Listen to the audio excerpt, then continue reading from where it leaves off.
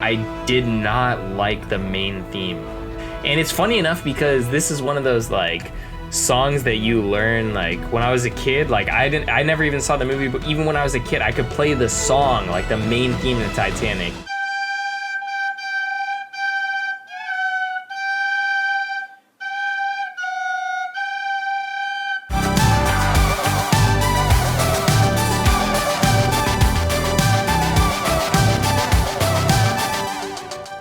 Drive-By Movies, my name's Blaze. And I'm James. And never have I ever seen Titanic. This is it! Hold on! Do not let go of my hand! I'll never let go. Titanic is a 1997 James Cameron classic. It stars Kate Winslet and Leonardo Dicaprio, as well as Billy Zane. It's about a 17-year-old aristocrat who falls in love with an artist, and they experience some crazy stuff aboard the notorious Titanic ship. Well, this is actually my first time watching it, but we're here for Blaze's first time watching Titanic as well. Blaze, what did you think about it? So I have to say, you're probably wondering, how did you miss, the James Cameron epic Titanic? How'd you miss it? Everyone's seen this movie. Everyone's seen Titanic. Who hasn't watched Titanic? It's so weird. But even as a kid, I think everyone knows what happens in the Titanic. The ship sinks. For me, that wasn't a twist enough. As a kid, I was just like, I know what happens at the end of the movie. Why would I want to watch that? That was the first moment where I thought I was, a smarty pants, thought I knew everything. I know how the movie ends. Why would I even waste 3 hours and 14 minutes of my life to watch it? Well, guess what? I just wasted 3 hours and 14 minutes of my life watching this movie. I did have to say I really enjoyed it though, so I guess it's not really a waste, but I spent the time. I spent the 3 hours and 14 minutes. I did enjoy it a lot more than I thought I was, honestly. Some of the sets, there is kind of a lot of early CGI in the movie, but for the most part, there's a lot of practical sets that is really awesome to see. All of these practical sets, a lot of water, actual water. I'm not even talking about water effects. There's some CGI here and there, but for the majority of it, I felt like there was a lot of real practical stuff that you wouldn't see nowadays, that you didn't see in the remake of Poseidon, obviously. So I really enjoyed it. What about yourself? Right. Yeah, no, I really enjoyed it too. And this is a movie that I went in kicking and screaming. I did not want to watch it. So many people have tried to sit me down to watch it. A lot of dates have been like, how have you not seen Titanic? We're watching it tonight. And I've been lucky and have been able to avoid it somehow. But that's how much we care about you here at Drive-By Movies. That's how much we care about our YouTube following. We will sit down and watch a movie that we weren't interested in just for you guys. And no, I actually thoroughly enjoyed it as much as I'm actually surprised how much I enjoyed it. I've seen it finally. I knew about every scene that you can think of, all the quotable meme lines or whatever.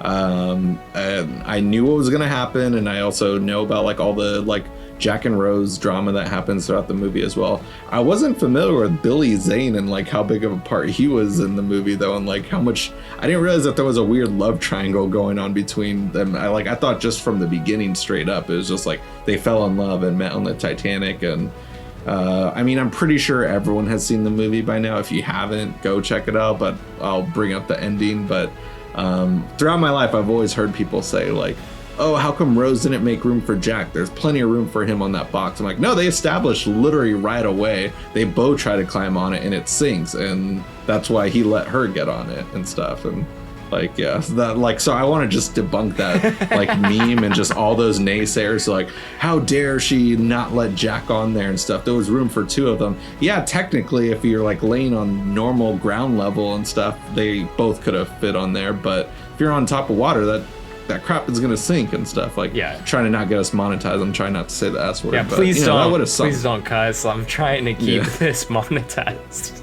Exactly. Yeah, I did my job though. But yeah, for the most part though, I'm surprised. I enjoyed it. It's not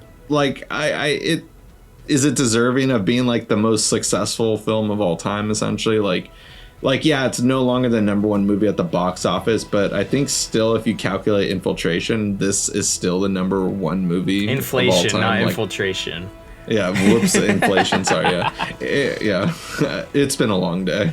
we just like we watched I'm Thinking of Ending Things and Titanic, and now we're like, and now you're reviewing thinking of ending yeah, your I'm life. thinking of ending things right there. Right when I said that too, I was like, that was not the right word. What are you thinking, James? Yeah. Well, you infiltrated the box office to find out who, inflated the box office standings.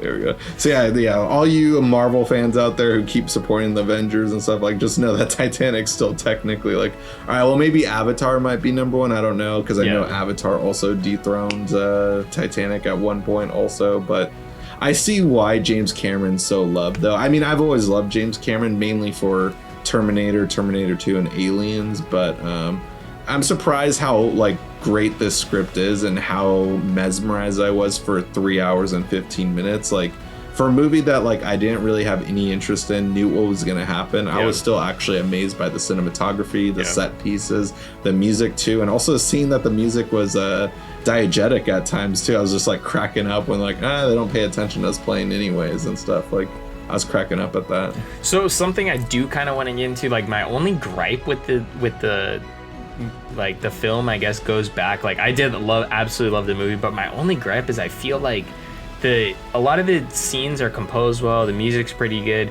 but I did not like the main theme for this film. I thought it aged the film. It felt super aged, and it's funny enough because this is one of those like songs that you learn, like, when I was a kid. Like, I never even saw the movie, but even when I was a kid, I could play the song, like the main theme of Titanic, and it's just such a simple song that they teach kids in middle schools and elementary school. I think we learned it even in elementary school, how to play it on, the elementary school band could play the song. And maybe that's what I didn't like about it. It's just so easy. I like the Celine Dion version that you hear in the end credit sequence. Like, her voice obviously makes the song bearable, but when it was just played with like the instruments, guiding that chorus, it just felt like, I don't know, it felt weak, honestly. Like, it just felt super, super lame. It was the one thing that I felt very 90s and aged about the movie. And I mean, if you're a composer and you absolutely love a song, attack me in the comments, feel free, I don't mind. But that was the only thing I didn't like about the movie. Other than that, like, I thought everything was top notch. I thought most of the score was cool. The diegetic music when the band's sinking with the ship, I thought they were awesome. Like, all their music was incredible, but the one thing I didn't like was the theme. But I get that. It actually sounded too similar to the Lord of the Rings theme, and I know Lord of the Rings came out after this movie, but like, it sounded like that Hobbit theme song, essentially, like the...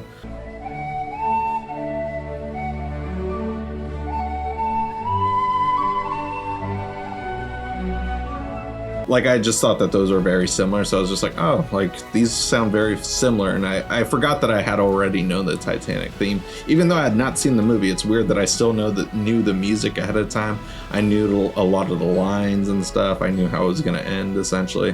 One thing I wanted to, like shout out to is Bill Paxton also. Like, I love that James Cameron, like, used Bill Paxton for so many of his, like, big tentpole movies and everything, just because he was always an actor I felt like was underutilized, and I wish got more roles, especially if you haven't seen Sam Raimi's A Simple Plan. Definitely go check that out. But rest in peace, Bill Paxton.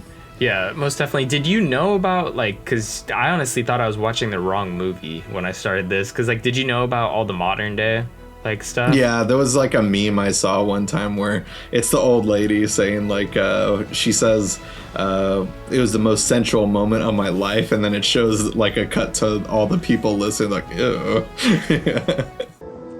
That really sucks, lady! I always thought that was a funny meme, essentially.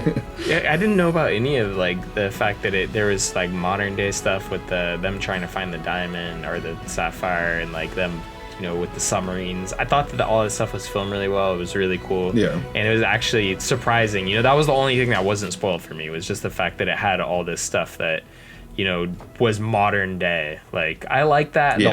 I guess I didn't really love the fact that she throws the sapphire, like, overboard. Like, it was just, I understand, like that ending, but it was just kind of like, I don't know.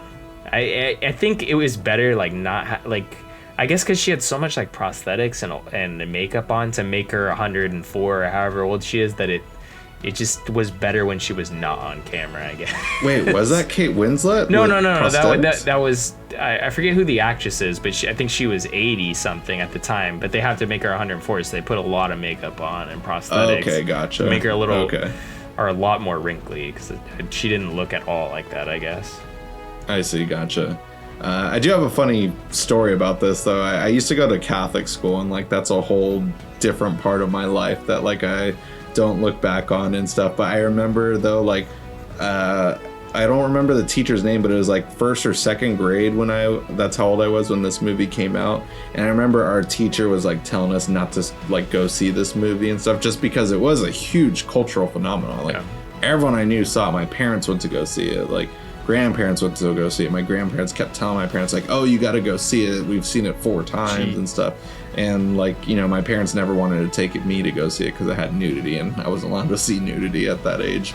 But like, I remember though, my teacher was telling all the class students not to watch it and stuff, because did you hear this line in the movie? But apparently I remember my teacher saying there's a line where someone says not even God can destroy the Titanic. I do remember. The Titanic. Yeah, I do remember that. Someone did say that? Okay. Yeah. I didn't recall it while watching it, but I remember our teacher said, like, that's why the Titanic sunk, because they said that and stuff. And I was just like, oh my gosh, like Catholic school putting all these God-fearing mentality on us. Yeah, I honestly thought your teacher didn't want you to see it because of the nudity. I thought that's what you were going to say. I mean, the nudity is artfully done. It's barely even in the film, honestly. Like, right, yeah. You look away, you could literally miss it. Like, so yeah, of course. So that's just ridiculous. But I think that honestly shows us like a huge tentpole, like epic kind of movie that everyone sees. Like you said, it was a cultural phenomenon, you know, like, but it's like, it still had nudity and it was okay, but now you would never see that. So it's just, I think that's kind of wild. Like, it seems like we've gotten almost like more strict on that, when you could be one Google search away from scarring your life as a kid, you know. Like, right, yeah. That's what's hilarious, you know, the most tame, artfully well done nudity, like that actually has significance in the story, you know, would be rated R. Would be rated like R, where like you're one Google search away from ruining your childhood and maybe, you know, scarring your future, having some weird fetishes when you get older. You never know. But anyways, that's a story for another day, I would assume. We have a lot of stories for other days. Someday, guys. Yeah. But anyways, guys, I have to say, if you haven't checked out Titanic, definitely go check it out. I think we both loved it watching it, and it wasn't something that we were super looking forward to. It's 3 hours and 14-minute runtime. Like we said, we knew it was going to happen, and we still absolutely love the film. Definitely go check it out. And the best way to support the show, guys, is checking out the film and the Amazon affiliate link in the description box below. After doing that, let us know what you thought about the movie, and if you haven't already, please subscribe and hit that notification bell to get all our latest updates. Also, smash that like button, that really helps us out as well. And guys, we are brand new to Instagram. Go check our username down there, search that on Instagram, smash that follow button, and check out some of our latest posts. Anyways, guys, that's it for Never Have Ever. Till next week for a brand new movie.